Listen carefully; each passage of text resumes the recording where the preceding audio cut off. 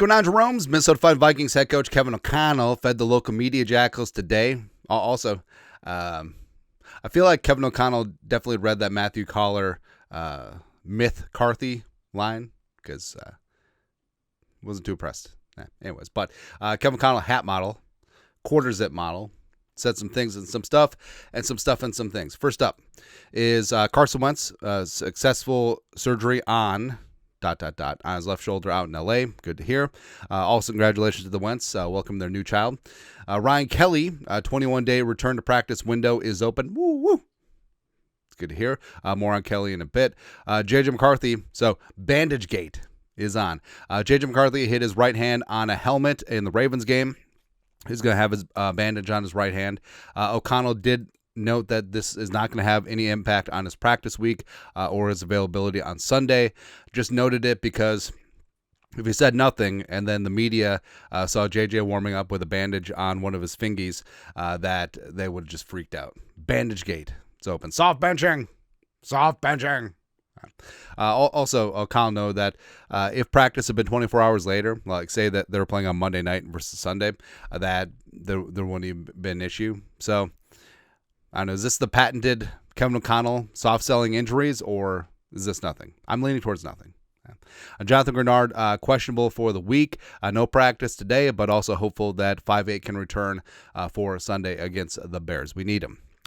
Also, asked about quarterbacks under center more league wide.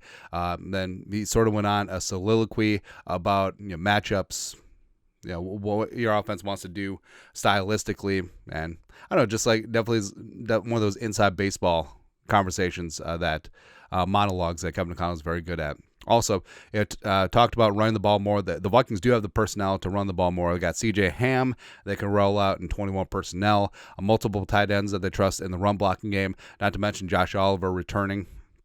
Oh, also, Kevin O'Connell did mention that Grenard was the only player on the 53 that had injury questions heading into Sunday. So that's really good about Josh Oliver, really good about Theo Jackson, really good about O'Neal and Darisaw.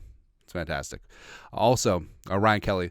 So they put him on injured reserve so that they can have a concrete timeline for return. Doing great.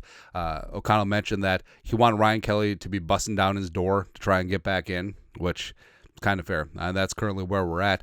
Kelly will be wearing a Guardian cap, so suggestions came through, as well as a new helmet. Hopefully we'll be good to go because 2 concussions in 3 weeks, 5 documented concussions for a career. It's tough, man. It's tough. Jalen Redmond, talked about him emerging. Versatile run stopper, so they can line him up at 3-tech, 5-tech, 7-tech, all the techs, right? And also emerging as a pass rusher as well. Just constant disruption and displacement. 6'1" is certainly getting it done. Then for the Bears, Ben Johnson, one of the best play callers in the NFL. Bears offensive line has gelled and blown up. Now we mock them this offseason. We still mock them. I don't care. Darnell Wright, though, was emerging as one of the best right tackles in the game. Respect. And the Bears, they're limiting turnovers and generating turnovers. The Bears defense is number 1 in the NFL with 20 turnovers generated. All this without Kyler Gordon and Jalen Johnson, who probably aren't returning Sunday for the Vikings game. So it's kind of impressive. And also it's a blueprint the Vikings had last year. Not so much this year. And with Caleb Williams, you can make the highest level throws. Right? And my take on Caleb Williams, as like a quasi-USC fan, watched every single one of his snaps out there. He tries to do too much at times, but sometimes he's capable of doing all that, right? But simple things he has to get better at.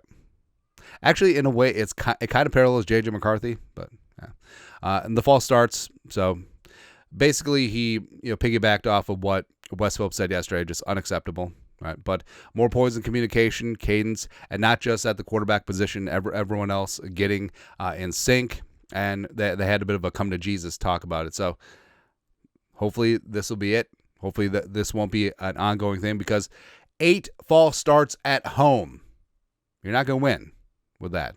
Also, when you lose the turnover battle 3-0. Plus, they got into organizations fail young quarterbacks. I don't know why we're having this conversation so early. I feel like J.J. McCarthy's definitely shown enough that you kind of think that he might be the guy. But consistency, routine, everything becoming second nature. Remember, J.J. McCarthy's heading into start number 5 of his NFL career. And he's super eager, super intense. You've seen the clutch moments, but also you've seen him blow a couple layups. Right? And also, he dropped the everyone's entitled to their own opinions, which is pretty good. Pretty good, man. Also, talking about the short yardage run calls, execution in the moment. And it didn't sound like he's on the verge of giving up play calling or anything like that. And frankly, I feel like even though it's been an ongoing issue, it really does come down to can the players do the job? Can they execute? Can they run their blocks? Can the running backs set things up? Can they do all that?